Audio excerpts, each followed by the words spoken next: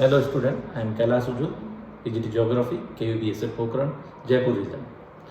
आज हम international trade के बारे में समझने का प्रयास करेंगे कि इंटरनेशनल ट्रेड होता क्या है, इंटरनेशनल ट्रेड कितने प्रकार का होता है, इंटरनेशनल ट्रेड एग्जिस्ट क्यों करता है और इंटरनेशनल ट्रेड कहाँ से होता है, कौन कौन से ऐसी जगह हैं जहाँ से इंटरनेशनल ट्रेड हो सकता है। तो इंटरनेशनल ट्रेड के बारे में काफ़ी कुछ जानकारी हम आज जानने का प्रयास करेंगे और मुझे उम्मीद है कि आप इसके बाद ये चीज़ समझ पाएंगे।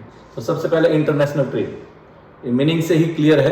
इंटरनेशनल ट्रेड का मतलब है बहुत सारे कंट्रीज के बीच में जो ट्रेड किया जाता है उसको इंटरनेशनल ट्रेड कहते हैं। एक कंट्री के अंदर अगर ट्रेड है तो उसको ट्रेड बोलते हैं, नेशनल ट्रेड बोल सकते हैं। लेकिन जब बहुत दो कंट्री या दो से ज़्यादा कंट्रीज के बीच में जब ट्रेड होता है उसको हम इंटरनेशनल ट्रेड कहते हैं। और इंटरनेशनल ट्रेड आज से नहीं है, इंटरनेशनल ट्रेड हजारों साल से। हड़प्पा सभ्यता, अगर आप हिस्ट्री की बात करें तो हड़प्पा सभ्यता में भी आपने देखा होगा तो लोथल नाम का एक पोर्ट वहाँ पे पाया गया और वहाँ से सामान आता था और जाता था।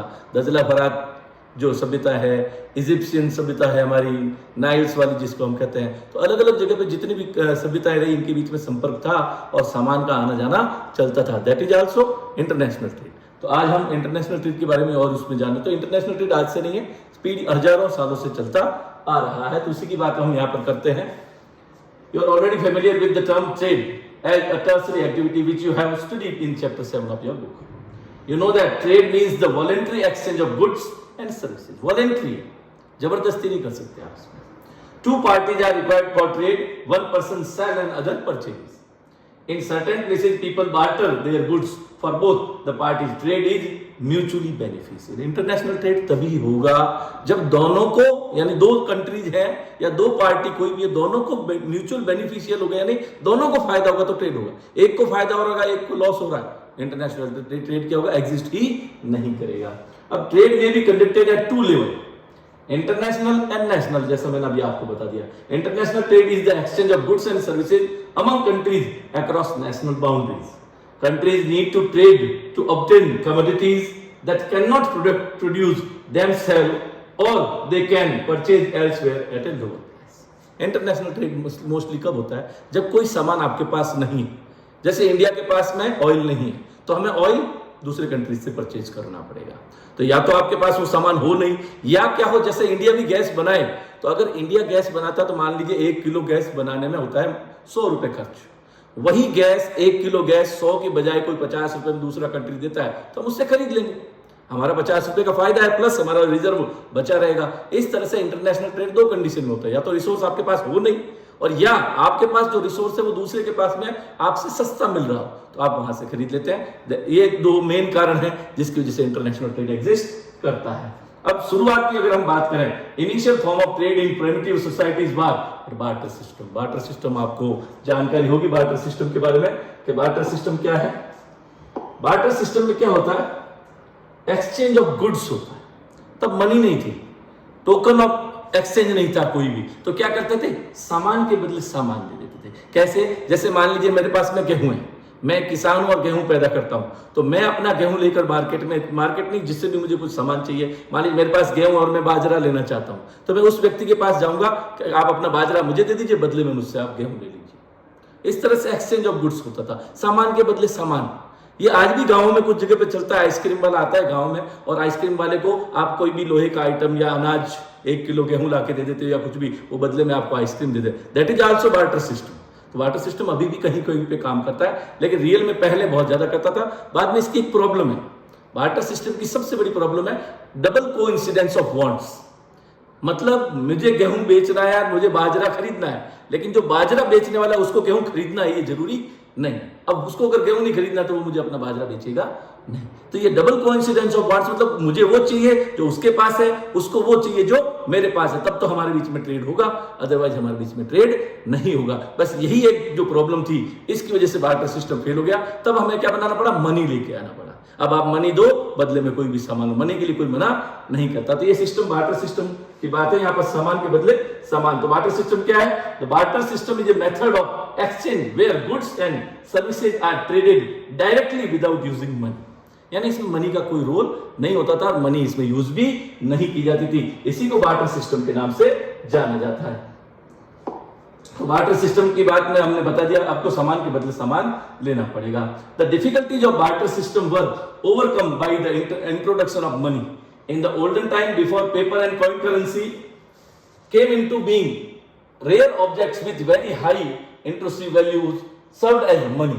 Like देखो क्या क्या यूज होता था जब पैसा नहीं था हमारे पास में, हम mostly fine stone, flint stone use करते थे, ऑब्सिडियन यूज करते थे, कॉरी सेल कहते हैं, कॉरी होती है समुद्र से निकलने वाली कॉरी, उनको सेल्स को यूज करते थे। टाइगर्स फॉ, whales teeth, dogs teeth, skin, fur, cattle, rice, paper, corns, salt, small tools, copper, silver, gold, कोई भी चीज देते थे और बदले में हम उससे कोई सामान ले लेते थे। तो बार्टर सिस्टम में ये सब चीजें चलती थी जब मनी नहीं थी, लेकिन मनी ने इन सब की प्रॉब्लम को सॉल्व कर दिया। अब आपको कुछ नहीं करना, मनी देना है और बदले में सामान लेना है, तो थोड़ा इंटरनेशनल ट्रेड या ट्रेड इजी हो गया। अब हम बात करते हैं हिस्ट्री ऑफ इंटरनेशनल ट्रेड। जैसे मैंने अभी बताया, इंटरनेशनल ट्रेड की हिस्ट्री अभी की नहीं है, इंटरनेशनल ट्रेड बहुत हजारों सालों से चला आ रहा है। हड़प्पा का मैंने आपको एग्जांपल दिया, उस वक्त में भी इंटरनेशनल ट्रेड होता था। इन ancient time transporting goods over long distance were risky. Hence, trade was restricted to local markets. People then spent most of their resources on basic necessities, food and clothes. Only the rich people bought jewelry, costly dresses, and these resulted in trade of luxury items. बहुत कम लोग होते जो luxury item खरीदते थे, बाकी सब mostly को घर का जो सामान चाहिए था वो लोकल मार्केट में मिल जाता था, उतना ही ट्रेड पहले होता था, बहुत पहले की बात है।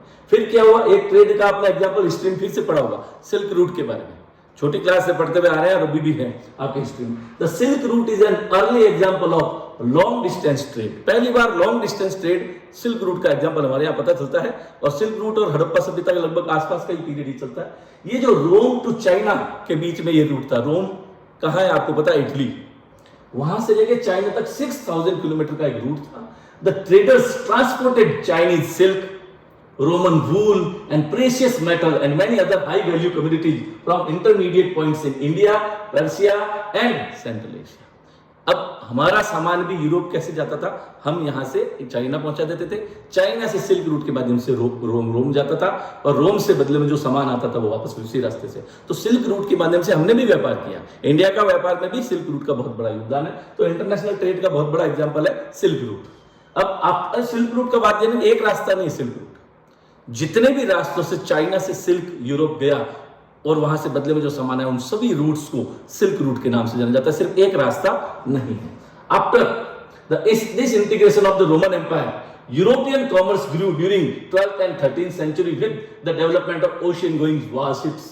Trade between Europe and Asia grew and the America was discovered. फिर क्या हुआ, और व्यापार बढ़ा, फिर धीरे धीरे शिप्स बन गए बड़े बड़े, तो फिर समुद्र के रास्ते भी व्यापार होने लगा। समुद्र के रास्ते व्यापार होने के बाद में क्या हुआ आपको पता है, अमेरिका ने और सबने यूरोपियंस ने इंडिया को खोजना शुरू किया, क्योंकि सिल्क रूट के माध्यम से जो स्पाइसेस मसाले जाते थे पूरे यूरोप में, उतना वहां कोई और इतना अच्छा उगा नहीं सकता था, उनको वो मसाले चाहिए थे, तो उन्होंने सोचा चाइना के थ्रू क्यों जाए, बीच में मीडिएटर को क्यों यूज करें, हम डायरेक्ट इंडिया की खोज कर लेते हैं। तब फिर इंडिया की खोज करने की शुरू की, इंडिया की खोज नहीं, इंडिया के रास्ते की खोज करना शुरू किया गया, और वो रास्ता सबसे पहले कहते हैं पोर्तुगीज ने खोजा, और पोर्तुगीज यहाँ आए, उसके बाद में पूरा हम इंटरनेशनल ट्रेड वाया सी रूट भी करने लग गए, ऐसा माना जाता है। 15th century onward the Europeans colonialism began and along with trade of exotic commodities a new form of trade emerged। तो अचानक से पहले तो सामान का ही व्यापार होगा, फिर एक और नया व्यापार शुरू हुआ जिसको कहते हैं स्लेव ट्रेड। अब आप ये देखिएगा, स्लेव ट्रेड अपने आप में बहुत बड़ी बात हो गई। स्लेव ट्रेड क्या है, ये स्लेव ट्रेड की अगर हम बात करेंगे यहाँ पे, तो स्लेव ट्रेड भी अपने आप में बहुत इंपॉर्टेंट है। यहां देखिए अभी स्लेव ट्रेड, स्लेव ट्रेड में क्या होता था, स्लेव ट्रेड में मोस्टली हम अगर बात करें, ये इस तरह से आप देखिए, ये पिक्चर से आपको क्लियर हो जाएगा। स्लेव ट्रेड लोगों को बंदी बना के और उनसे अपने दूसरे कंट्री में ले जाके काम करवाया जाता था। तो इनको ऐसे आते थे अंग्रेज या कोई भी पोर्तुगीज या ये लोग जाते थे, जिस एरिया पे इन्होंने कब्जा कर दिया वहां जाते, वहां से उनको कंट्री के लोगों को लेते और कहते हम आपको अपने साथ लेके जा रहे हैं, बहुत सारी फैसिलिटी देंगे, ये काम बहुत सारा ऐसे करके उनको फिर उनको लेके गए अमेरिका में और वहां ले जाकर उनको डाल दिया और उनसे वहां मजदूरी करवाई जाती थी, उनको बेच दिया जाता था एक तरह से, यानी वो सामान की जगह लोगों को बेच रहे थे, वहां पे लोग उनको खरीदते भी थे, फिर उनसे मजदूरों की तरह काम करवाते थे। तो ये स्लेव ट्रेड बहुत, इसको अब बंद कर दिया गया, वर्ल्ड के इसके ऊपर बैन लग गया है, लेकिन ये स्लेव ट्रेड बहुत सालों तक चला। तो यानी ट्रेड में सिर्फ सामान का ट्रेड नहीं हो रहा था, लोगों का भी ट्रेड शामिल है, ये बात हम यहाँ पर समझ रहे हैं। इसके बाद हम आते हैं अपने स्लेव ट्रेड की बात देखिए। स्लेव ट्रेड की बात करें तो Portuguese, Dutch, Spain, the British captured African natives and forcefully transported them to newly discovered America for their labor in the plantation। क्योंकि वहां उन्होंने नया नया डिस्कवर किया था अमेरिका को, बहुत बड़ी बड़ी जमीनें थी वहां पे, प्लांटेशन बना यूरोपियंस ने, और उन यूरोपियंस को काम करने के लिए मजदूर चाहिए थे, तो वो अफ्रीका से और जहां भी इंडिया से भी लेके गए। इंडिया में जो लेबर लेके गया उसको इंडेंचर्ड लेबर के नाम से आपने 9th क्लास में पढ़ा होगा, 10th में पढ़ा होगा, इंडेंचर्ड लेबर। तो आपने ये देखेगा, तो फिर ये लेके गए। Slave trade was a lucrative business for more than 200 years till it was abolished in Denmark। सबसे पहले इसको डेनमार्क में एबोलिश किया गया in 1792, great Britain in 1807 and United state in 1808। यानी सबसे पहले डेनमार्क ने बैन किया 1792 में, ये भी ध्यान रखिएगा। तो डेनमार्क से इसकी शुरुआत हुई, डेनमार्क है। उसके बाद great Britain in 1807 and United states in 1808। इस तरह से स्लेव ट्रेड पर पूरा का पूरा बैन लगा दिया गया। ये बात यहां पर आपको ध्यान रखनी है। फिर इसके बाद करें, after the industrial revolution the demand for raw material like grains, meat, wool also expanded, but their monetary value decline in relation to the manufactured goods. The industrialized nations imported primary product as raw material and exported the value-added finished product too। होता क्या लगा फिर Europeans ने क्या किया, Europeans को में industrial revolution आ गया था यूरोप में, तो यूरोप में क्या किया, उनकी फैक्ट्री आ गई, बहुत सारा काम करने, अब उनको चाहिए था रॉ मटेरियल उनके पास था नहीं। तो ये जितने भी कॉलोनाइज कंट्रीज थे जिन पर इन्होंने कब्जा कर रखा था यूरोपियंस ने, वहां से ये रॉ मटेरियल लेते, अपने वहां लेकर जाते, वहां पर सामान बनाते और उसी कंट्री को लाकर बेच देते या पूरे वर्ल्ड को बेच देते थे। ये भी एक नया ट्रेड उस वक्त में चलना शुरू हुआ। In the latter half of the 19th century, regions producing primary goods were no more important and industrial nations become each other's principal। फिर क्या हो गया, कितना सामान बेचोगे, सामान बेचने की एक लिमिट उतना खरीदे, उसके बाद वो आपस में ही कंपटीशन करने लगे। During the world war 1 and 2 countries imposed trade tax and quantitative restrictions for the first time। During the post-war period, organizations like General Agreement for Trade and Treaty, ये देखिएगा आप, ये बहुत अच्छा इंपॉर्टेंट वर्ड है ये, General Agreement for Trade and Tariffs and Trade, which later become the World Trade Organization, help in reducing tariff। फिर क्या हुआ, एक देश दूसरे देश पर टैक्स लगाने लग गया। टैक्स कैसे, मान लो मुझे सामान, मुझे भी बेचना है, आपको बेचना, मेरा सामान अमेरिका में जा रहा है तो 10 रुपए का होगा, अमेरिका ने उसके ऊपर 100% टैक्स लगा दिया तो वो हो गया वहां 20 रुपए का, अदरवाइज वो 10 रुपए में बिक रहा था। अमेरिका में खुद वो जो कपड़ा बना रहे थे या कहीं और यूरोप में कोई बना रहे थे वो उसको 15 रुपए में बना रहे थे, अब हमने 10 रुपए में बेचेंगे तो हमारा बिकेगा। उन्होंने क्या किया, हमारे ऊपर टैक्स लगा दिया 100%, अब हमारा कपड़ा हो गया 20 रुपए का तो उनका हो गया 15 का, तो उनका बिकेगा। ये तरीके अपनाए गए ट्रेड्स पे टैक्स लगाने के। इसको फिर हटाने के लिए क्या लाया गया, इसके ऊपर लाया गया general Agreement for trade and treaty, जिसको कहा जाता है, ऐसा एक समझौता किया गया जिसको बाद में WTO के नाम से जाना जाता है। इन्होंने ये सब काम बंद किया कि नहीं भैया ये नहीं चलेगा, आपको टैक्स अगर आप लगाओगे तो आपके ऊपर भी टैक्स लगेगा। तो ये सिस्टम, तो फ्री ट्रेड का एक नया कल्चर उस वक्त में सामने आया, ऐसा माना जाता है। फिर अब हम जो बहुत जरूरी बात पर डिस्कस करेंगे, why does international trade exist. International trade exist करता ही क्यों, जैसे मैंने आपको शुरुआत में ही बताया था, ट्रेड कब होगा, या तो मेरे पास में वो सामान ना हो, वो रिसोर्स हो ही नहीं, और या वो सामान मुझे कहीं और से सस्ता मिले। तो दो कारण तो आपके सामने उस वक्त में थे, अब उसी को हम एक एक करके पॉइंट्स में पढ़ते हैं। International trade is the result of specialization in production. It benefit the world economy if different countries practice specialization and division of labor in the production of commodities or provision of services. Each kind of specialization can give rise to trade. Thus, international trade is based on the principle of comparative advantage, complementary and transferable of goods and services, and in principle should be mutually beneficial to। ये भी मैंने पहले बता दिया आपको, दोनों के लिए बराबर बेनिफिशियल होना चाहिए। और एक बात ध्यान रखिएगा, म्यूचुअल वाला की कंपैरेटिव एडवांटेज होना चाहिए इसमें, और कमोडिटीज वही स्पेशलाइजेशन कैसे, अगर हम बात करें स्पेशलाइजेशन की, तो कुछ एरिया इंडिया के ऐसे हैं जो कपड़ा बनाने में एक्सपर्ट है। बिहार की मधुबनी की जो चीज है, तो जो साड़ी बनती है या कुछ बनता है वहां पे, साउथ की कांजीवरम की साड़ी है। अब आप देखिए वो लेनी है तो आपको वहां जाना होगा, और वो पूरे वर्ल्ड को आराम से बेच सकते हैं। तो चाइना का सिल्क उसके जैसा किसी ने नहीं बनाया, इसलिए उनके साथ व्यापार हुआ। तो स्पेशलाइजेशन होती है कुछ चीजों में। आपको वो चीज अगर चाहिए तो आपको उसके साथ जाकर व्यापार करना पड़ेगा, वहां जाकर लेकर आना पड़ेगा। तो यही वाली बात इंटरनेशनल ट्रेड को मोटिवेट करती है कि या तो स्पेशलाइजेशन और स्किल हो, या आपके पास सामान हो नहीं, और या सस्ता मिल रहा हो। ये 3 कारणों से हमेशा इंटरनेशनल ट्रेड होता है। अब बेसिक्स ऑफ इंटरनेशनल ट्रेड कौन कौन से हैं उसी की बात करेंगे जो अभी मैंने बताए थे। सबसे पहला, अब यहां देखिएगा, यहां सबसे इंपॉर्टेंट चीज अब ध्यान दीजिएगा, जियोलॉजिकल स्ट्रक्चर की बात करते हैं। सबसे पहला हमेशा ध्यान रखिएगा, सबसे पहले बेसिक ऑफ इंटरनेशनल ट्रेड का पहला point, difference in national resource. जैसे मैंने कहा, एक रिसोर्स मेरे पास है वो दूसरे देश के पास नहीं है, उसके पास जो है वो मेरे पास नहीं है, तभी तो व्यापार होगा। इंटरनेशनल ट्रेड का मेन बेसिक यही है। तो देखिएगा, the world's national resources are unevenly distributed because of differences in their physical makeup, like geology, relief, soil and climate. अब आप देखिए, ये मेन चीजें जो है, सबसे पहले geology, relief, then soil and climate, ये चीजें अलग है, इसमें कोई शक नहीं है। सब कंट्रीज की अपनी जियोलॉजी है, हर कंट्री की अपनी रिलीफ है, हर कंट्री का अपना सॉइल है, हर कंट्री का अपना क्लाइमेट है, और सबका अलग अलग है, अलग अलग है, इसलिए वहां पर प्रोडक्शन भी अलग अलग होगा। जैसे सबसे पहले हम जियोलॉजिकल स्ट्रक्चर की बात करते हैं। It determine the mineral resource base and topographical differences ensure diversity of crops. जब रिसोर्स बेस अलग होगा, जियोलॉजिकल स्ट्रक्चर अलग होगा, तो क्या होगा, वहां पे क्रॉप भी डिफरेंट होगी, वहां के एनिमल भी डिफरेंट होंगे। लो land have greater agriculture potential, mountain attract tourist. Mountain अगर किसी कंट्री के पास में है तो वो सामान तो नहीं बनाएगा, लेकिन टूरिस्ट को अट्रैक्ट करेगा। प्लेन्स अगर किसी कंट्री के पास में है टोपोग्राफी में, तो प्लेन्स पे तो आप एग्रीकल्चर कर सकते हो। तो ये डिफरेंस हो गया। वहां पे किसकी वजह से डिफरेंस हुआ, जियोलॉजिकल स्ट्रक्चर की, और डिफरेंस होते ही उनके पास में अलग चीज होगी। दूसरा, इसी में देखते हैं मिनरल रिसोर्स। कुछ कंट्रीज के पास कोई मिनरल ज्यादा है, अब जैसे हम बात करें पेट्रोलियम की, हमारे पास कम है, इसलिए हम दूसरों से ले रहे हैं।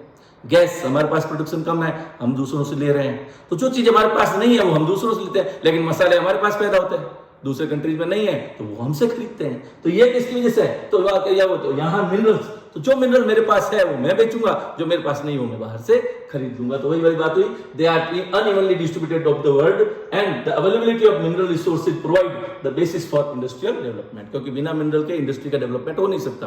तो अगर आपको अपनी इंडस्ट्री को डेवलप करना है तो सारे रिसोर्सेज, सारे मिनरल चाहिए। अब जो मिनरल मेरे पास नहीं है मुझे बाहर से लेकर आना पड़ेगा। यही बात यहाँ पर इंपॉर्टेंट हो जाती है। Then climate. अब क्लाइमेट का भी जानते हैं, किसी के देश के पास ठंडा क्लाइमेट है, किसी के पास गर्म क्लाइमेट है, तो वहां प्रोडक्शन भी अलग अलग चीजों का होगा। So it influence the type of flora and fauna that can survive in a given region. It also ensures diversity in the range of various products. For example, wool production can take place in cold regions. Banana, rubber and cocoa can grow in tropical regions. तो जो country tropical region में है वहां पे वो क्या करेंगे, बनाना, rubber, cocoa इनका प्रोडक्शन करेंगे। जो कोल्ड रीजन में है वो क्या करेंगे, वो वूल का प्रोडक्शन करेंगे।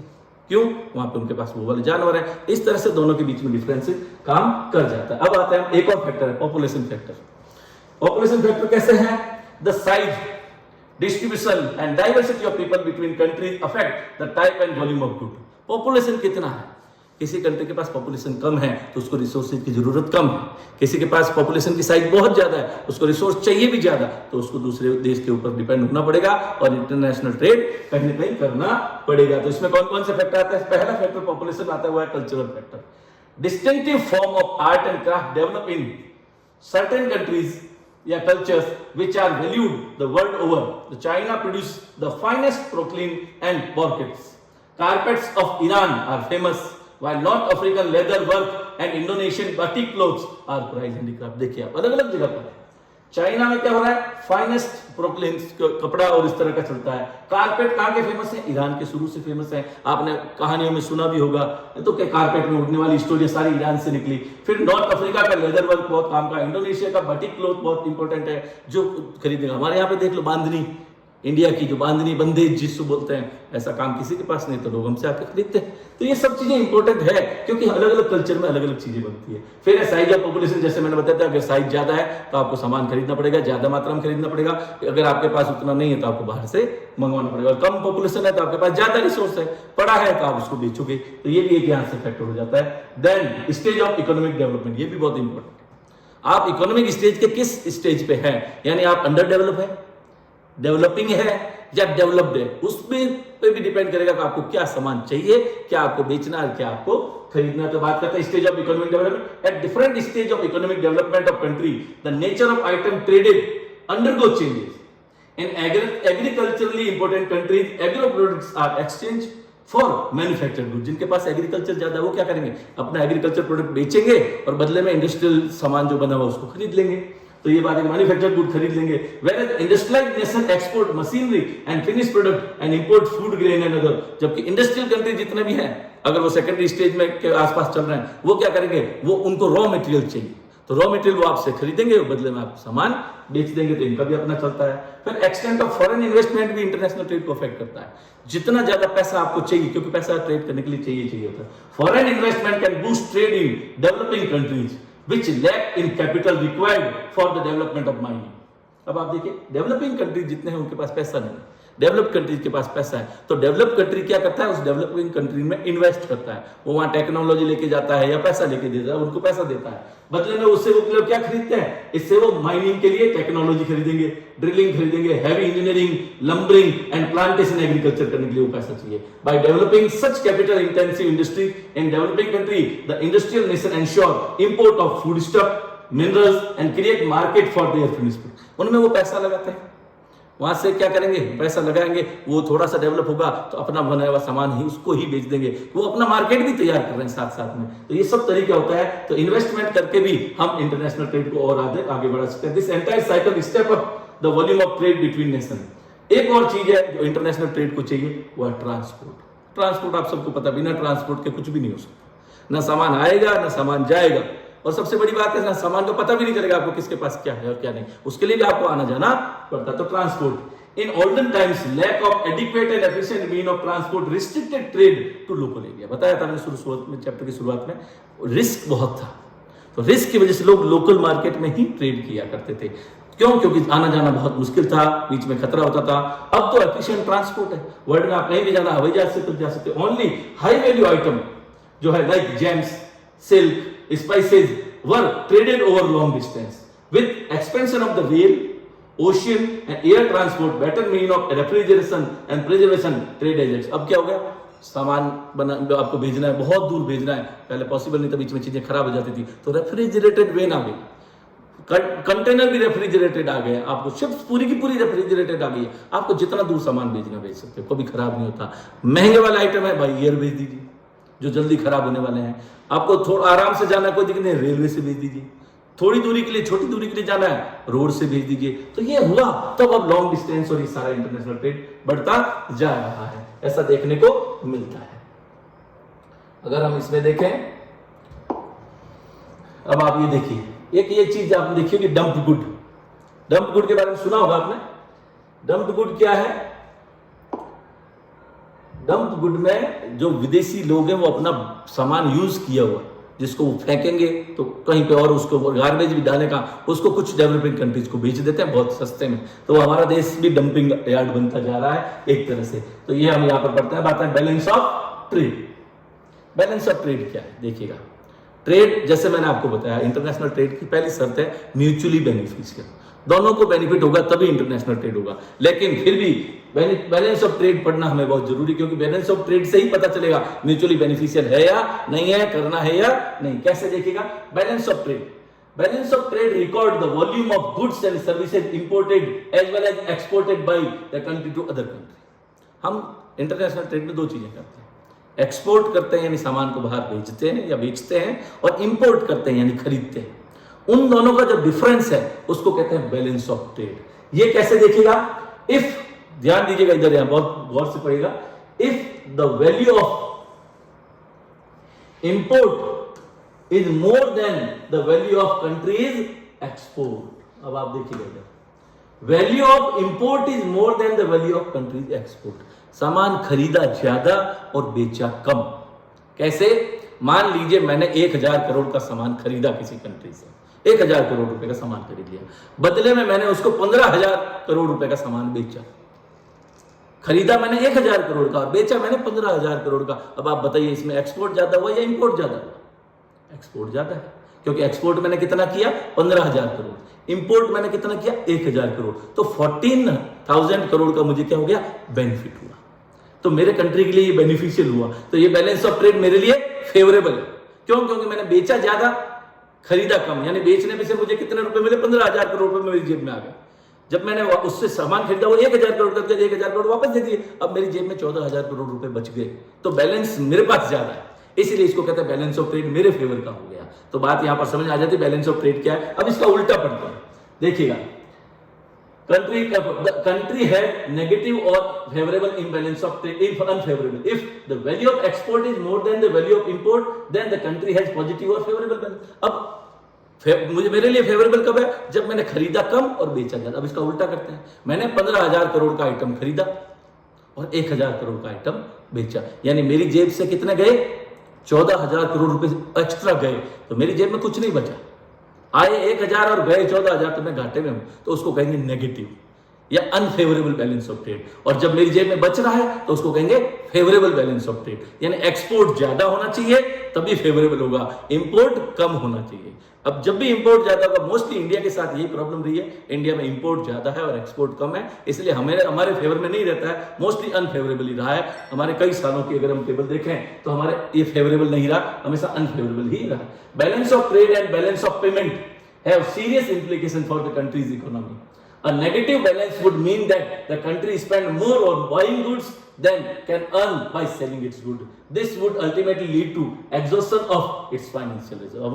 वो क्या, मेरी जेब से बहुत सारा पैसा बाहर जा रहा है, बदले में उतना आ नहीं रहा, तो मेरे देश का जो रिजर्व है फॉरेन एक्सचेंज का वो जा रहा है, यानी डॉलर्स जो हमने कमाए थे वो तो जा रहे हैं, तो हमारे पास कम बचेंगे। लेकिन अगर बैलेंस फेवर में रहा तो हमारी जेब में पैसा बचेगा, तो हम और ज्यादा अच्छे सामान को खरीद सकते हैं। डॉलर में पे करेंगे तो हमें ज्यादा रुपयों का भी लॉस नहीं होगा।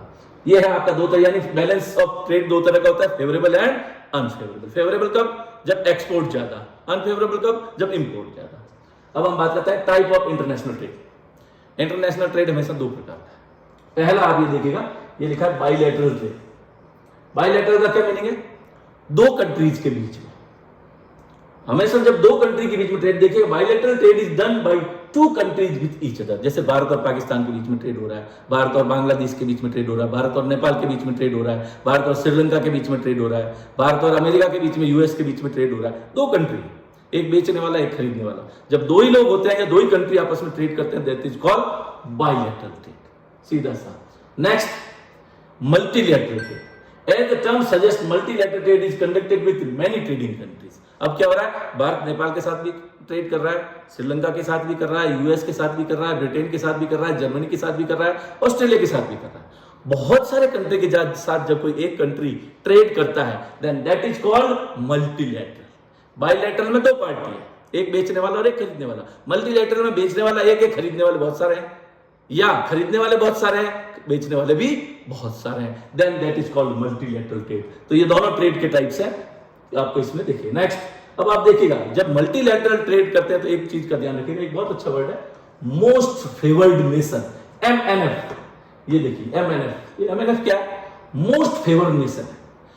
हम बहुत सारे कंट्रीज के साथ व्यापार करते हैं, पाकिस्तान के साथ करते हैं, नेपाल के साथ करते हैं, बांग्लादेश के साथ करते हैं, अमेरिका के साथ करते हैं, जापान के साथ करते हैं, ऑस्ट्रेलिया के साथ करते हैं, सबके। लेकिन कोई एक कंट्री फेवरेट होगा मेरा, जिसके साथ मेरा एक्सचेंज बहुत ज्यादा है, मेरा बहुत ज्यादा ट्रेड हो रहा है, उसको फिर हम कंट्री को क्या दे देते हैं, मोस्ट फेवर्ड नेशन का एक अवार्ड देते हैं एक तरह से, ताकि उसके साथ तो उसको हम थोड़ा सा छूट भी दे देते हैं कुछ करके, उससे सबसे ज्यादा। तो कोई एक कंट्री MNF में जरूर, कई साल तक पाकिस्तान हमारे MNF में रहा, लेकिन अब कहीं कहीं पाकिस्तान की बजाय दूसरे कंट्री जब MNF में आते जाते हैं। तो इस तरह से दो तरह का ट्रेड हो गया आपका, multilateral and bilateral. Free trade में उसके बाद हम आते हैं, the act of opening up economies for trading is known as free trade और ट्रेड लिबरलाइजेशन हुआ। जैसे मैंने आपको बताया था, इंटरनेशनल ट्रेड में कंपटीशन जब होता है तो मुझे मेरा सामान ज्यादा बेचना है दूसरे, तो मैं क्या करूंगा, दूसरी कंट्री से आने वाले सामान पर लगा दूंगा टैक्स। जब टैक्स लगेगा तो उसका सामान हो जाएगा महंगा, तो मेरा सामान ज्यादा बिकेगा। जैसे मैंने एग्जांपल दिया, इसको हटाने के लिए कि नहीं भैया टैक्स नहीं लगाना, दोनों को आने जाने, ताकि उसको दोनों कंट्री अपना खुल के अपना व्यापार करें, इंटरनेशनल ट्रेड को बढ़ाएं। इसके लिए क्या किया गया, फ्री ट्रेड का एक या इसको ट्रेड लिबरलाइजेशन के नाम से भी जाने। आप लिबरल हो गए, नहीं ऐसा कोई स्ट्रिक्ट उसके ऊपर नहीं करना, ताकि उसका सामान भी बिके और आपका सामान भी बिके। This is done by bringing down trade barriers. वो जो टैक्स मैंने लगाया दूसरे कंट्री के ऊपर या मेरे ऊपर, जैसे अभी अमेरिका ने हमारे ऊपर 50% टैक्स लगा दिया था, ये ट्रेड बैरियर है। इससे क्या हो गया, इंडिया और अमेरिका के बीच में ट्रेड रुक गया या बहुत कम हो गया। ये बैरियर है एक तरह का, रोक दिया उन्होंने, क्यों, उन्होंने अपना फायदा कमाना चाहते थे। इन ट्रेड बैरियर्स को हटाना ही इसका है ट्रेड लिबरलाइजेशन का काम है। लाइक टैरिफ्स बढ़ा दिए उन्होंने, जैसे कह सकते हैं trade liberalization allow goods and services from everywhere to compete with domestic product. इसका मतलब है आपको कोई टैक्स नहीं लगाना, उसका भी आने दो, आप भी अपना सामान बेचो, जिसका अच्छा होगा खरीदेगा, जिसका सस्ता होगा वो बिकेगा। कंपटीशन खत्म, अलग तरह का कर दिया, वहां पे कंपटीशन में रहो आप, अलग तरह से कंपटीशन है। अच्छा काम करोगे तो अपना होगा, नहीं तो नहीं होगा। तो ये है आपका ट्रेड, फ्री ट्रेड की जो शर्त है यहाँ पे है। Globalization along with free trade can adversely affect the economies of developing countries। जब हुआ क्या, फ्री ट्रेड कौन लेकर आए, ये बड़े बड़े कंट्री लेकर आए। क्यों, इनको तो कहते थे इनकी शर्तें बहुत सारी होती है, जैसे अमेरिका ने हमारे ऊपर 50% टैक्स लगाया, हम नहीं लगा पाए। क्यों, क्योंकि वो बहुत पावरफुल कंट्री है ट्रेड के मामले में भी। हमारा परसेंटेज बहुत कम है इंटरनेशनल ट्रेड में, 1% ही है टोटल पूरे वर्ल्ड के ट्रेड में, उनका ज्यादा है शेयर, तो वो अफेक्ट करते हैं। तो ऐसे सारे कंट्रीज की अगर मैं बात करूंगा तो ग्लोबलाइजेशन की वजह से या फ्री ट्रेड की वजह से मोस्टली डेवलपिंग कंट्रीज को हो रहा है लॉस, क्योंकि वो कमजोर है, उनकी टेक्नोलॉजी कमजोर है, तो उनका सामान हमेशा थोड़ा अच्छी क्वालिटी का नहीं होगा, और उनका क्वालिटी बहुत अच्छी होती है डेवलप कंट्रीज की, वो तो अपना सामान बेच देंगे, हमारा सामान वो खरीदेंगे नहीं, कहेंगे आपकी इसकी क्वालिटी डाउन है। बहुत सारे बहाने बनाकर वो हमारे सामान को खरीदने से मना कर देते हैं। सो फ्री ट्रेड से डेवलपिंग कंट्रीज को बहुत नुकसान होता है। एंड अगर मैं बात करूं affect the economy of developing countries by not giving equal playing field by imposing conditions which are unfavourable. हमारा सामान, मान लीजिए मैं ये शर्ट है, इंडिया में शर्ट बनता है, ये शर्ट जब अमेरिका जाएगा तो अमेरिका वाले 25 तरह की इस पे शर्तें लगाते हैं, इसमें ये होना चाहिए, वो होना चाहिए, ऐसा नहीं होना चाहिए, छोटे बच्चे ने काम ना किया हो, और बहाना बनाकर हमारा सामान खरीदने से मना कर देते हैं कि नहीं, इसको बनाने में तो फैक्ट्री में छोटे बच्चे ने काम किया है, इसको बनाने में ये है, इसकी ये शर्त पूरी नहीं है। उनके 25 पैरामीटर्स हैं, उनमें पास होता है तो वो खरीदते हैं सामान, और उनका सामान क्वालिटी अच्छी है, हमारे पास पैरामीटर उतने स्ट्रिक्ट नहीं है, हमारे पास आएगा, हमें खरीदना पड़ेगा। तो ये कुछ तरीके हैं जिससे वो डेवलपिंग कंट्रीज को लॉस पहुंचाते हैं। With the development of transport and communication system, goods and services can travel faster and further than ever before, but free trade should not only let rich countries enter the market but allow the developed countries to keep their own market protected from foreign products। ये सब बात ध्यान दीजिएगा, आप यहाँ पे देखिएगा, free trade should not only let rich countries enter the market but allow the developed countries to keep their own market protected। वही वाली बात है ना, फ्री ट्रेड में गेम खेलाएगा, फ्री ट्रेड होगा लेकिन शर्तें होगी, बस उन शर्तों के नाम पे इन्होंने डेवलपिंग कंट्रीज को बहुत लूटा, और डेवलपिंग कंट्रीज के साथ ये चीटिंग हो रही है। ये फ्री ट्रेड डेवलपिंग कंट्रीज के लिए फेवरेबल नहीं है, इस बात को यहाँ पर बताया। Countries also need to be cautious about dumped good, जैसे मैंने अभी आपको बताया था पिक्चर, डंप्ड गुड जो वहां काम आ गया। अगर मैं एक अभी एग्जांपल लेटेस्ट में लूं, आईफोन, आप लोग आईफोन यूज कर रहे हो, वो वहां पर यूज हो रखा, कुछ सारे रिफर्बिश जिसके ऊपर लिखा होता है, नया भी आ रहा है ऐसा नहीं अभी तो, लेकिन कुछ क्या होता है वहां पे उन लोगों ने काम ले लिया, साल 6 महीने काम लेके वो तो फोन चेंज कर देते हैं। अब उस फोन का वो करें क्या, तो डंप करना पड़ेगा, डंप करने के भी पैसे लगते हैं, और इलेक्ट्रॉनिक वेस्ट बहुत ज्यादा हो रहा है। तो उन्होंने क्या किया, भैया 1 लाख का फोन है, हम आपको 10,000 में देते हैं, ले जाओ। अब हम खुश हो गए, हमने बहुत सारे वैसे फोन खरीद लिए। अब कितने दिन चलेगा वो, पहले यूज है, थोड़े दिन चलता है, उसके बाद वो खराब हो जाता है, तो हम उस इलेक्ट्रॉनिक वेस्ट को लेके बैठे हैं, अब उसको ठिकाने हम कहाँ लगा। तो ये जो बड़े बड़े कंट्रीज है, ये डेवलपिंग कंट्रीज में या अंडर डेवलप कंट्रीज में अपने इस डंप सामान को भेज रहे हैं, वो अपने वहां डंप नहीं करते, हमें वो डंपिंग यार्ड बना दिया उन्होंने। तो ये डंप यूनिट बहुत बड़ी समस्या है हमारे कंट्री में। As along with the free trade, dump good of cheaper price can harm the domestic product. तो हमारा माल बिकेगा। अब हमारा वहां का वो जो फोन है, वो आईफोन के चक्कर में हम वो ले लेते हैं, और 60,000 में फोन रहा है, ये तो 1.5 लाख का था, हमने ले लिया। तो इंडिया में भी आप कोई फोन बन रहा है या कोई दूसरे फोन है, उनका तो आप नहीं खरीदेंगे, तो उनका तो लॉस हो गया। इस तरह से ये डंप गुड भी मार्केट को बहुत ज्यादा अफेक्ट करता है। ये अच्छी बात नहीं है, डंपिंग आइटम को हमें नहीं खरीदना चाहिए। अब हम आते हैं World Trade Organization. World Trade Organization क्या है? एक तरह से आप ये मान लीजिए, जैसे पुलिस का काम क्या है, 2 पार्टीज के बीच में नियम बनाना और इन चीजों का ध्यान रखना कि नियम कौन से होंगे और कहां से ये नियम आएंगे। तो ये नियम बनाना करना, ये सब इसमें आता है। तो डंप गुड की बात करें तो वर्ल्ड ट्रेड ऑर्गेनाइजेशन की बात करें, World Trade Organization just like a inspector on international trade, ध्यान रखता है दोनों तरफ का कि कोई एक कंट्री दूसरे कंट्री के साथ चीटिंग ना करे, और दोनों के बीच में जो समझौता होता है उसको करवाने का काम भी WTO का ही है। ये World Trade Organization just like an inspector on international trade, इसको हम समझने की कोशिश करते हैं। In 1948 to liberalize the world from high custom tariffs and various other type of restrictions, general agreement for tariff and trade, जिसको gate बोलते हैं। पहले इसका नाम था गेट, ये देखिएगा। गेट क्या था? General Agreement for Tariff and Trade was formed by some countries in 1948 में बना। अब क्या हुआ? In 1994, it was decided by the member countries to set up a permanent institution for looking after the promotion of free and fair trade among nations, with the GATT was transformed into World Trade Organization from 1st of January 1990।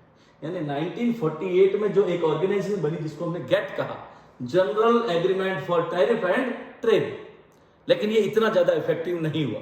94 तक इसने काम किया, असर नहीं हुआ, कोई benefit नहीं हो रहा था, आपस में कुछ काम नहीं कर पा रहा। तब मेंबर कंट्री जो थे गेट के सारे उन्होंने एक डिसीजन लिया कि एक काम करते हैं, एक नया ऑर्गेनाइजेशन बनाते हैं जो थोड़ा इफेक्टिव हो और रियल में इंटरनेशनल ट्रेड में हमारी रक्षा कर सके और पूरा नियम बनाए। उसके लिए इन्होंने फिर क्या बनाया? WTO बनाया। और WTO कब से आया existence?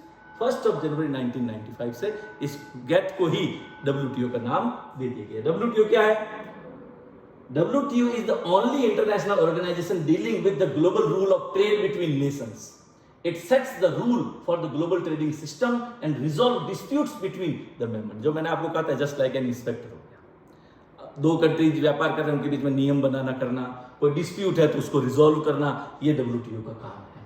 And WTO also cover trade in services such as telecommunications है एंड बैंकिंग है एंड अदर इश्यू, इन सब के ऊपर भी व्यापार में नियम बनाना इनका ही काम है। The WTO has however been criticized and opposed by those who are worried about the effort of free trade. And आगे की अगर हम बात करें, and economic globalization, it is argued that free trade does not make ordinary people's life more prosperous. जैसे हमें बात हमने कहते फ्री ट्रेड कहीं भी डेवलपिंग कंट्रीज के लिए या अंडर डेवलप्ड कंट्रीज के लिए कोई फायदेमंद नहीं है। क्यों? लोग कहते हैं फ्री ट्रेड के बारे में कि फ्री ट्रेड से नॉर्मल पीपल, जो आम आदमी है, उसकी जिंदगी पर कोई असर नहीं हो। हाँ, पैसे वाले और पैसे वाले होते जा रहे हैं, लेकिन आम आदमी की जिंदगी पर फ्री ट्रेड का कोई असर आता हुआ नहीं दिख रहा है। It is actually widening the gulf between rich and poor by making rich countries more rich. तो आ सकता है कि WTO फायदेमंद है या नहीं है, या फ्री ट्रेड हमारे लिए फायदेमंद है या नहीं है, इसकी बात अगर याद करें तो ध्यान रखिएगा, फ्री ट्रेड डेवलपिंग और अंडर डेवलपिंग कंट्रीज के लिए या अंडर डेवलप कंट्रीज के लिए फायदेमंद किसी भी सेंस में नहीं है, क्योंकि गरीब और अमीर के बीच में खाई चौड़ी कर रहा है और ये हमेशा कंट्री जो कौन से रिच कंट्रीज को फेवर करता है। This is because the influential nation in the WTO focus on their own commercial interest। क्योंकि ये जो WTO के जो परमानेंट मेंबर है, बड़े वाले जो पावरफुल मेंबर हैं, जो रिच कंट्रीज हैं, वो ऐसे रूल्स बनाते हैं जो उनके लिए फेवरेबल हो और बाकी कंट्रीज के लिए उतने फेवरेबल नहीं, इसलिए ये बड़ा इसमें लगता है। मोreover, many developed countries have to fully open their market to product from developing countries. It is also argued that issue of health, workers' right, child labor and environment are ignored। ये देखिएगा, जो डेवलप कंट्रीज है उन्होंने अपना market खोला ही नहीं है। मैंने आपको बताया था, शर्तें लगा देते हैं, ये शर्ट है हम इसलिए नहीं खरीदेंगे कि आपकी फैक्ट्री में छोटे बच्चे ने काम किया था। अब ये बात कौन सी? शर्ट की क्वालिटी में कोई कमी नहीं है, पर बहाना है, उनको नहीं खरीदना है। हमने कोई आइटम कंप्यूटर बेचा, कंप्यूटर में आपके ये पार्ट में ये कर रहा है, इसमें पॉल्यूशन हो रहा है, हम नहीं लेंगे। तो पॉल्यूशन तो हर चीज से, लेकिन वो कहते नहीं हमारे वाले में तो नहीं होता। आप कोल्ड ड्रिंक की बात करते हैं तो कोल्ड ड्रिंक के जो नॉर्म्स अमेरिका में है वो नॉर्म्स इंडिया में नहीं है, इसलिए यहाँ कुछ भी कोल्ड ड्रिंक बेच सकते हैं। यहाँ वाली कोल्ड ड्रिंक वहाँ नहीं बिकती, क्योंकि वो मना कर देता है कि इसमें शुगर ज्यादा है, ये ज्यादा, वो ज्यादा, इसमें उस पानी का यूज किया गया जो कि RO वाटर है, हमारे पास में तो मिनरल वाटर है। 25 तरह के बहाने करके नहीं बेच रहे, ये कुछ तरीके अपनाकर। इसीलिए WTO के ऊपर लोगों का विश्वास अब धीरे धीरे क्या होता जा रहा है? खत्म होता जा रहा है। और चूंकि WTO के ऊपर विश्वास खत्म हो रहा है तो क्या हो रहा है? लोगों ने, सारे कंट्रीज ने क्या किया, भैया WTO तो चीटिंग कर रहा है। WTO बनाया तो सबके फायदे के लिए गया था, लेकिन ये फायदा पहुंचा रहा सारे डेवलप कंट्रीज को या पैसे वाले रिच कंट्रीज को। क्या किया जाए? कोई बात नहीं। उन्होंने काम किया, एक और काम किया इसके बाद में, रीजनल ट्रेड ब्लॉक्स। भाई WTO में अमीर और गरीब सारे कंट्रीज है, तो अमीर गरीब के साथ चीटिंग कर सकता है, लेकिन सारे कंट्री एक जैसे हो तो कोई अमीर गरीब का हो ही नहीं। जो मतलब 10 कंट्री आपस में व्यापार कर रहे हैं, 10 के 10 का इकोनॉमिक लेवल एक जैसा हो तो फिर चीटिंग होने के चांस, इन्फ्लुएंस होने के चांस बहुत कम हो जाते हैं। तो वो कंट्री जो एक जैसे हैं, उन्होंने अपना क्या बना लिया? रीजनल ट्रेड ब्लॉक्स अलग से बना लिया। इनके नियम भी अलग होते हैं, इनकी शर्तें भी अलग होती है, इनके ऊपर WTO का कोई लेने देना नहीं। ये आपस में मिलकर ही अपने नियम बना लेते हैं, और चूंकि कोई ज्यादा पावरफुल नहीं है तो एक दूसरे को इन्फ्लुएंस भी नहीं कर पाते। वो देखिएगा, regional trade blocs have come up in order to encourage trade between countries with geographical proximity. अपने आसपास जैसे भारत है, पाकिस्तान है, नेपाल है, बांग्लादेश है, श्रीलंका है, मालदीव है, इन्होंने अपना अलग एक ब्लॉक बना लिया। या इंडोनेशिया वाला पार्ट और इन्होंने एक अलग ट्रेड ब्लॉक बना लिया। आसियान, जैसे आपने पढ़ा होगा, आसियान पॉलिटिकल साइंस में भी आपके चैप्टर में है, आसियान है, यूरोपियन यूनियन है, ये सब कुछ है ट्रेड ब्लॉक्स हैं। अगर हम इनकी बात करें ट्रेड ब्लॉक्स की, तो ये देखिए रीजनल ट्रेड ब्लॉक्स कौन कौन से हैं। यूरोप में यूरोपियन यूनियन एक ट्रेड ब्लॉक है जो कि आपके पॉलिटिकल साइंस में भी है। नॉर्थ अमेरिका में North American Free Trade Agreement NAFTA. South East Asia में एक ऑर्गेनाइजेशन है या ब्लॉक है regional trade association of South East Asian nation, जिसको आसियान, ये भी आपके पॉलिटिकल साइंस में है। वर्ल्ड लेवल पे डब्ल्यूटीओ तो ही है। तो डब्ल्यूटीओ एक नॉर्मल पूरे वर्ल्ड का है, लेकिन ये अलग अलग एरियाज में है, इसलिए इनको रीजनल ट्रेड ब्लॉक्स के नाम से जाना जाता है। अब ये क्या है देखिएगा, similarity and complementaries in trading item and to curb restrictions on trade of the developing world.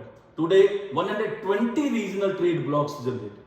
बात सोचो कितना है, 120 रीजनल ट्रेड ब्लॉक बनाए जा चुके हैं अभी तक, और ये 52% ऑफ द वर्ल्ड ट्रेड का शेयर करते हैं अपने आप में। पूरे वर्ल्ड में जितना ट्रेड हो रहा है उसका 52% ट्रेड ये कंट्रीज कर रहे हैं। 120 रीजनल ब्लॉक्स आपस में ही व्यापार कर रहे हैं। These trading blocs developed as response to the failure of the global organization, यानी डब्ल्यूटीओ के फेल होने की वजह से ये रीजनल ट्रेड ब्लॉक्स बने हैं, ताकि एक दूसरे का बराबर फायदा हो। क्योंकि जब सबका लेवल एक है तो वो एक दूसरे का फायदा ही करेंगे, एक दूसरे का नुकसान वो कर नहीं सकते, नहीं तो वो निकल जाएगा उस ट्रेड ब्लॉक से। तो ये होता है आपस में म्यूचुअल बेनिफिशियल की जो शर्त आई थी पहली, वो यहाँ पर क्लियर होती है। दो these regional blocs remove trade tariffs within the member nation and encourage free trade. In the future it could get increasingly difficult for free trade to take place between different trading blocs. Different trading blocs के बीच में भी free trade हो सकता है, इस चीज को हमको ध्यान रखना है। तो कुल मिलाकर ट्रेड ब्लॉक्स किस लिए बने, डब्ल्यूटीओ के फेल होने की वजह से। डब्ल्यूटीओ फेल क्यों हुआ, क्योंकि डब्ल्यूटीओ किसको फेवर कर रहा है, रिच कंट्रीज को फेवर कर रहा है, पावरफुल कंट्रीज को फेवर कर रहा है, इसलिए वो फेल हो गया और रीजनल ट्रेड ब्लॉक सामने आए। अब हम बात करते हैं concern related to international trade. क्या कंसर्न है, undertaking international trade is mutually beneficial, जैसे पहली शर्त थी, to nation if it lead to regional specialization, higher level of production, better standard of living, worldwide availability of goods and services, equalization of prices and wages and diffusion to knowledge and, यानी ये शर्तें हैं। पहली शर्त mutually beneficial, दूसरा regional specialisation होना चाहिए, higher level of production होना चाहिए, better standard of living, world wide availability of goods and services. इन सब के लिए इंटरनेशनल ट्रेड किया जाता है। International trade can prove be detrimental to nation of its lead to dependence on other countries, uneven level of development, exploitation and commercial rivalry leading to war. Global trade affect many aspects of life. It can impact everything from the environment to health. अब आप देखिए व्यापार होगा तो लड़ाई झगड़े भी होंगे, सब कुछ होगा, कहीं कहीं चीटिंग भी होगी, कहीं कहीं वॉर भी होंगे, ये सब चीजें इसी को लीड करती है। तो हमारी हेल्थ पर भी इसका असर आएगा ही आएगा। As countries compete to trade more, production and use of natural resources is spiral up. जितना ज्यादा व्यापार करोगे उतना रिसोर्स यूज करने पड़ेंगे, जितना ज्यादा रिसोर्स यूज करोगे रिसोर्स खत्म होने हैं, और रिसोर्स खत्म होंगे तो वही वाली बात जो सस्टेनेबल डेवलपमेंट वाली बात यहाँ पर फिर से हमारे सामने है। Resources get used up faster than they can be replenished. As a result marine life is also depleting fast. जब ज्यादा रिसोर्स यूज होंगे तो वो खत्म हो जाएंगे। हर चीज वापस बनना आसान नहीं है, जैसे मैंने कुछ रिसोर्स बनने में तो हजारों साल लगते हैं, वो वापस नहीं मिलेंगे आपको। मरीन लाइफ की बात करो, समुद्री लाइफ में भी बहुत ज्यादा लॉस हो रहा है, कहीं कहीं वो गायब होते जा रहे हैं कुछ जानवर। Forest are being cut down and river basin sold off to private drinking. हमारी नदियां ही बेच दी गई है ड्रिंकिंग वाटर की कंपनीज को, वो वहां से पानी भर भर के आपको बेच रही है। वो पानी जो फ्री में आना चाहिए था वो बेच दिया गया। अब बेच दिया तो वो डायरेक्ट उसको मिनरल वाटर भर के आप तक पहुंचा। पानी वो कभी है, नदी का ही पानी, वहां तो फिल्टर बिल्कुल प्योर है, ऊपर वहीं से भर के आपको भेज देता है, कोई पैसा ही नहीं लगता। तो इस तरह से सारा लॉस ये सब इस इंटरनेशनल ट्रेड की वजह से हो रहा है। मरीन लाइफ का भी हो रहा है, ये सारा नुकसान हो रहा है। मल्टीनेशनल कॉर्पोरेशन एमएनसी जिसको कहते हैं, trading in oil, gas, mining, petrochemicals and agribusiness keep expanding their operations at all cost, creating more pollution. Petrochemical industry को या बहुत सारी इंडस्ट्री को अपना फायदा पहुंचाना, उन्हें कोई लेना देना नहीं है नेचर को कितना उसकी वजह से लॉस हो रहा है। तो क्या हो रहा है, हमारे नेचर को बहुत ज्यादा इसमें लॉस हो रहा है। अब फिर ये बात आ गई यहाँ पे देखो, their mode of work does not follow the norms of sustainable development, यानी वो अपने फायदे के लिए किसी भी हद तक जा सकते हैं। तो इंटरनेशनल ट्रेड फायदे के लिए करना शुरू किया गया था, लेकिन कहीं ना कहीं ये अब हमारा नुकसान कर रहा है। Toward profit making and environment and health concern are not addressed, then it could lead to serious implications in the future. ऐसे ही अगर हम इंटरनेशनल ट्रेड के चक्कर में अपने प्रॉफिट को देखते रहे, सिर्फ अपना फायदा देखेंगे, तो आने वाला समय बहुत खराब आने वाला है। और यही इंटरनेशनल ट्रेड जो म्यूचुअली बेनिफिशियल होना चाहिए था, वो म्यूचुअली नुकसानदायक हो जाएगा, एक के नहीं सभी कंट्रीज का। और कहीं कहीं फिर हमें सस्टेनेबल डेवलपमेंट पे ध्यान देना पड़ेगा। इस चैप्टर का लास्ट टॉपिक है gateway of the trade. India में 2 गेट है, अगर आपको याद हो। एक है इंडिया गेट जो दिल्ली में है, इंडिया की पहचान। एक है गेटवे ऑफ इंडिया जो मुंबई में, महाराष्ट्र में। अब दोनों गेट ही है, मगर एक को गेटवे कहा गया है, एक को गेट ऑफ इंडिया या इंडिया गेट कहा गया। एक में गेट बाद में यूज किया, एक में gateway of trade. Gateway of trade उसी से रिलेटेड है। वो जो मुंबई में है वो इंडिया की पहचान नहीं है, इंडिया में समुद्र के माध्यम से प्रवेश करने का रास्ता है। यानी समुद्र से जब भी आप आओगे, पहला सबसे पहले वहीं से व्यापार शुरू किया, एक तो ऐसा माना जाता है सूरत और ये, तो इसलिए उसको कहता है gateway of India.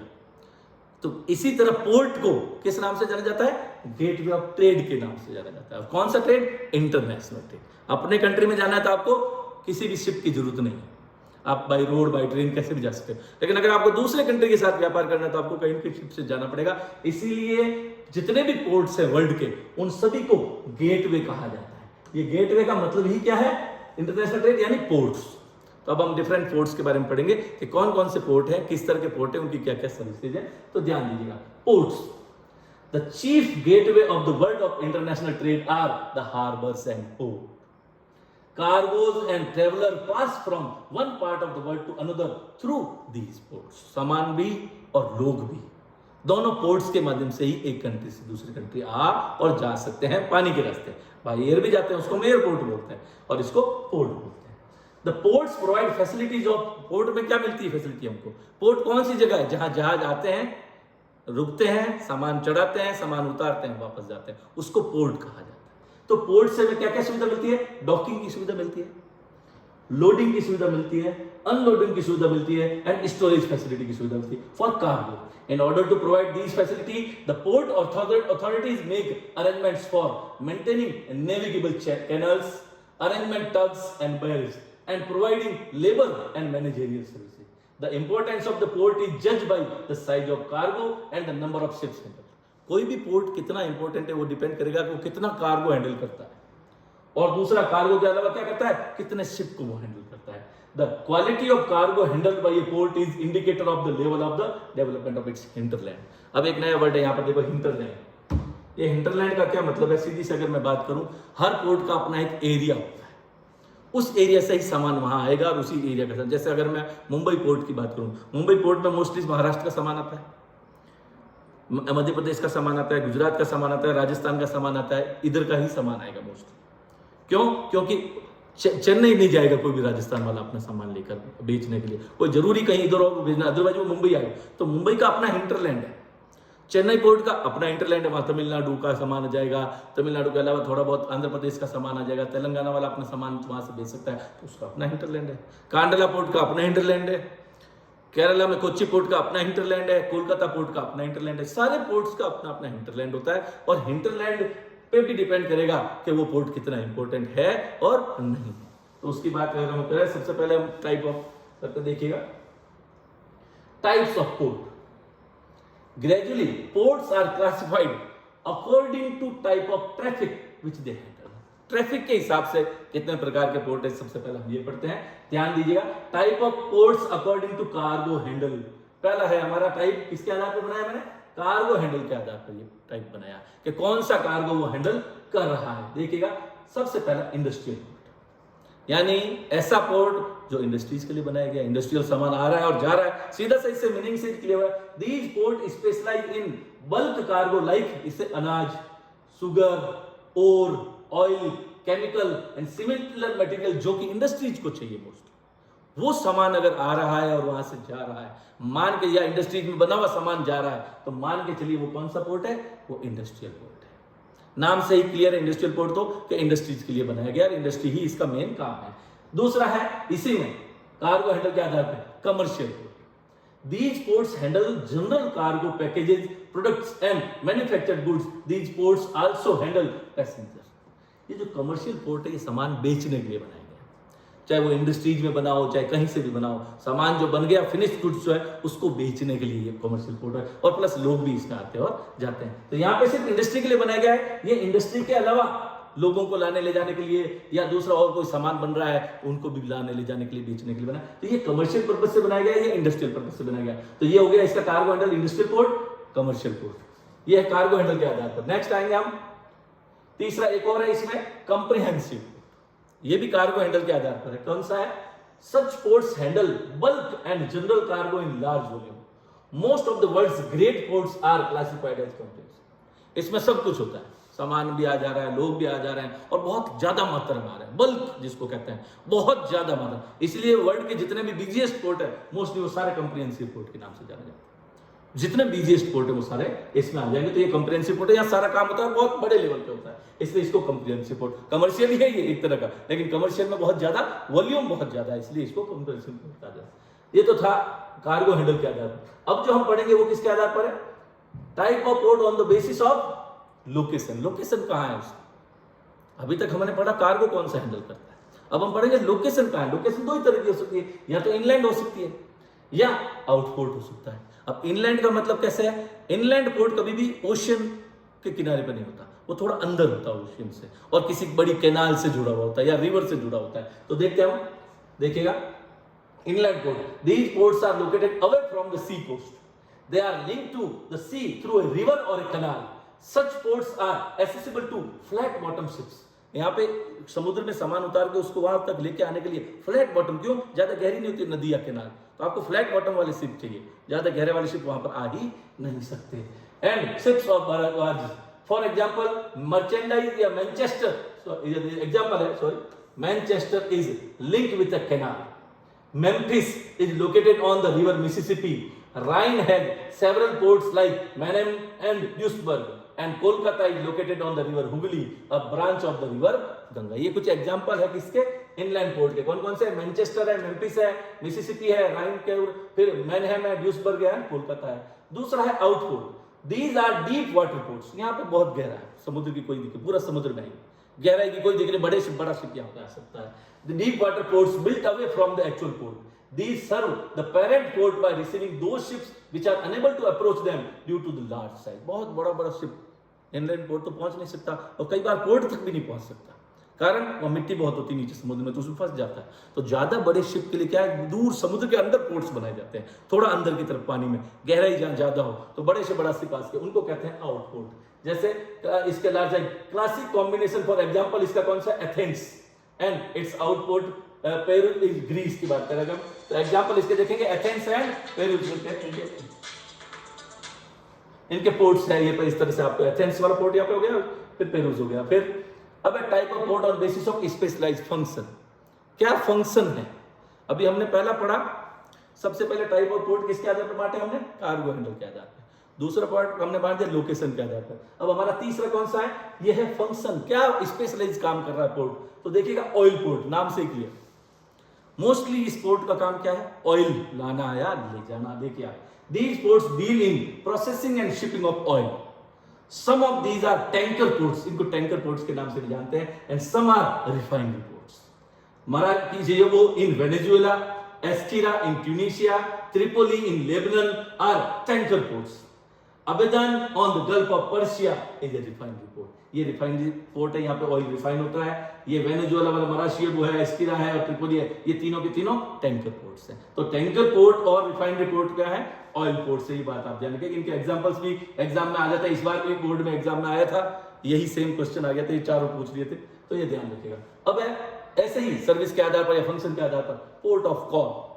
These are the ports which originally developed as calling point on the main sea route where ships used to anchor for refueling, watering, taking food item. Later on, they developed into commercial port. Aden, Honolulu, Singapore. ये क्या है? अब क्या है? मुझे जाना है बहुत दूर, मान लीजिए मुझे ऑस्ट्रेलिया से जाना है अफ्रीका, बहुत दूर। इतना दूर जाना है, एक शिप के लिए पानी भी खत्म हो जाएगा और भी दूसरी सर्विसेज की जरूरत पड़ती है, ऑयल भी भरवाना है। तो क्या करेंगे? वहां से ऑस्ट्रेलिया से रवाना होकर वो बीच में कहीं रुकेगा। मान लीजिए श्रीलंका, अगर मैं मान एक एग्जांपल देता हूँ, श्रीलंका सेंटर में पड़ रहा है, तो वो श्रीलंका में फोन करेगा, कहेगा हम आएंगे, हम इतनी तारीख को वहां पहुंचेंगे, आप हमारे लिए ये सामान तैयार रखना, थोड़ा रेस्ट भी हो जाएगी। तो रेस्टिंग पॉइंट के रूप में एक तरह से उसको कहते हैं पोर्ट ऑफ कॉल। तो ये देखिएगा, इसमें अगर हम एग्जाम्पल्स के रूप में देखना चाहें तो मैं आपको दिखाता हूँ। देखो पोर्ट्स ये होते हैं, दीज आर पोर्ट्स, बड़े बड़े शिप आके रुक रहे हैं, ये पूरा पूरा समुद्र है इसके अंदर। अब आप देखिएगा ये भी है पोर्ट, कमर्शियल पोर्ट है, ये बहुत बड़ा बल्क वाला, देखिए कितने कंटेनर्स पड़े, ये सारे कंटेनर एक एक शिप में लोड होते जाएंगे और ये जाते रहेंगे। ये कमर्शियल पोर्ट, ये कॉम्प्रिहेंसिव पोर्ट का सबसे बेस्ट एग्जांपल है। ये देखिए आप इसका, ये अब कौन सा है, ये अभी पोर्ट आएगा बाद में ट्राइबल पोर्ट में, यहाँ बहुत बड़ा इनलैंड वाला है। आप इसमें देखो कहीं समुद्र नहीं है, बहुत दूर है समुद्र, तो ये इनलैंड पोर्ट है। ठीक, इनलैंड पोर्ट के बाद ये है ओशन वाला पोर्ट, ये आप देखिएगा इसके अंदर कितने बड़े बड़े ये लंगर यहाँ पे आके खड़े होते हैं, डॉकिंग का काम हो रहा है, लोडिंग अनलोडिंग सब हो रहा है, ये सारा सिस्टम है। ये है पोर्ट ऑन कॉल, आएगा शिप, रुकेगा, लोग उतरेंगे, थोड़ा 1-2 दिन के लिए घूमेंगे, वहां पर खाने पीने की चीजें लेंगे, थोड़ा सा देख लेंगे, और शिप तब तक क्या करेगा, फ्यूल ले लेगा, पानी की व्यवस्था, जो मीठा पानी पीने के लिए चाहिए समुद्र में होता तो नहीं, वो ले लेगा, और भी उनको जो चीजें चाहिए वो सारा कलेक्ट कर लेगा, फिर उसके बाद ये आगे अपने रास्ते में, इसलिए इनको कहते हैं पोर्ट ऑफ कॉल। अब हम आते हैं पोर्ट ऑफ कॉल के बाद में देखिएगा, तो इनके एग्जांपल है Aden, Honolulu and Singapore. Packet stations, these are also known as the ferry ports. These packet stations are exclusively concerned with the transportation of passenger and the mail across water bodies covering short distance. These stations occur in Paris, located in such a way that they fetch pairs that face each other across the water body. For example, Dover in England and Calais in the France across the English Channel. अब आप देखिएगा इसमें क्या होता है, हमेशा एक बात ध्यान रखिएगा, ये मैं आपको बता देता हूं। इसमें एक चीज देखिएगा, मान लीजिए भाई एक एग्जांपल है, ये एक ये कंट्री है, ये एक दूसरा कंट्री है, बीच में कोई चैनल है, ओशियन छोटा सा, जैसे पेरिस और लंदन के बीच में पूरा इंग्लिश चैनल है, आमने सामने है बिल्कुल वो, तो यहां से यहां जाएगी शिप, यहां से यहां जाएगी पर डे, दिन भर यहां से आना जाना, आमने सामने जो होते हैं ना, तो इस तरह से दो पोर्ट जब आमने सामने हो, उनको पैकेट स्टेशन या फेरी पोर्ट्स के नाम से जानते हैं। दिन भर यहाँ पे सर्विसेज चलती रहती है, आना और जाना, यहाँ से शिप यहाँ जाएगी, वापस यहाँ जाएगी, वापस जाएगी, वापस जाएगी, चलता रहता है ये सिस्टम। तो फेरी स्टेशन इस तरह के पोर्ट्स को कहते हैं, जहाँ पे एक ओशियन बॉडी को दो तरफ पोर्ट्स होते हैं, तो ये पैकेटिंग स्टेशन इसमें आ जाएगा। फिर आगे देखिएगा, तो ये पैकेट स्टेशन हो गए। नेक्स्ट है अगला है एंट्रपे पोर्ट। ये एंट्रपोर्ट पोर्ट क्या होता है, देखो, these are collection center where the goods are brought from different countries for export. Singapore is an entreport for Asia, Rotterdam for Europe and Copenhagen for the Baltic region. इसमें क्या problem होती है, अब जैसे नेपाल के पास कोई पोर्ट नहीं है, तो नेपाल को अपना सामान मंगवाना, मान लो ऑस्ट्रेलिया से, तो वो क्या करेगा, ऑस्ट्रेलिया को कहेगा या शिप्स को कहेगा, तो वो शिप सिंगापुर तक सामान पहुंचा देगा। अब नेपाल कि सिंगापुर ने क्या दी, सर्विस दी नेपाल को, कहा हम आपका सामान ले लेंगे और आप तक पहुंचा देंगे, बदले में आपसे चार्जेस ले लेंगे।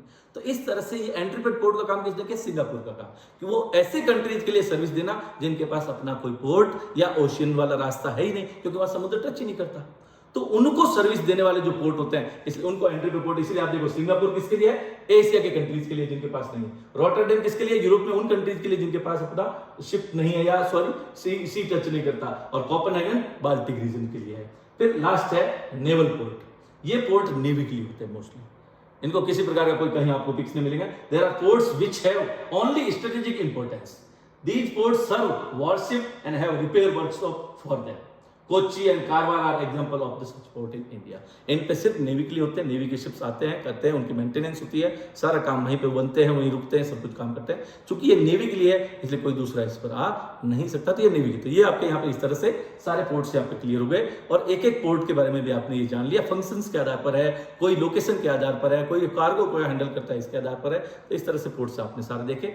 अब एक बात आपको मैं यहाँ बताना चाहूंगा, इन सभी चैप्टर्स का जब आप वीडियो देखते हैं तो नीचे जब कमेंट सेक्शन के जाएंगे तो एक लिंक दिखेगा आपको, उस लिंक में आपको सेल्फ असेसमेंट के लिए भी दे रखा है। आप हर चैप्टर से रिलेटेड सेल्फ असेसमेंट, उस लिंक को क्लिक करेंगे, या अगर वो क्लिक नहीं हो रहा है तो आप उसको कॉपी कीजिए, कॉपी करके सेक्शन में डालिएगा ऊपर, और सर्च में डालिएगा, अपने आप से वो आपका ओपन हो जाएगा। तो आप सेल्फ असेसमेंट भी ले सकते हैं इसी चैप्टर के बारे में, ताकि आपको पता चलेगा आपको इस चैप्टर से कितनी लर्निंग हुई। Thank you.